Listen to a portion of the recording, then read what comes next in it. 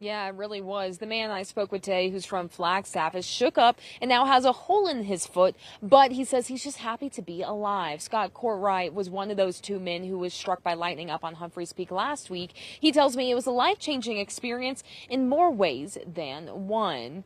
Now, Courtright told me that when he started his hike that morning, it was beautiful, it was clear, there were hardly any clouds in the skies, and thunderstorms weren't predicted until that afternoon. He says he started his climb around 7 a.m. to give himself plenty of time to reach the summit and back down.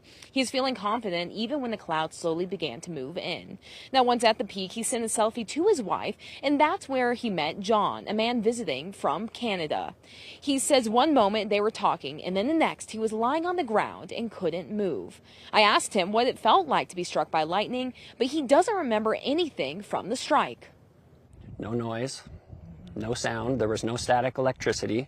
There was no thunder beforehand.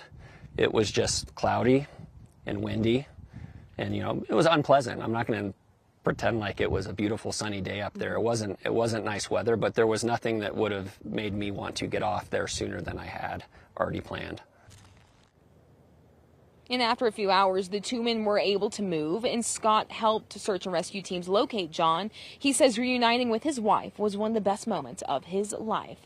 And Scott and John actually met up today to have lunch together, and Scott tells me that they're already planning to hike up again towards Humphreys Peak together. However, it might take them a year or so to do so.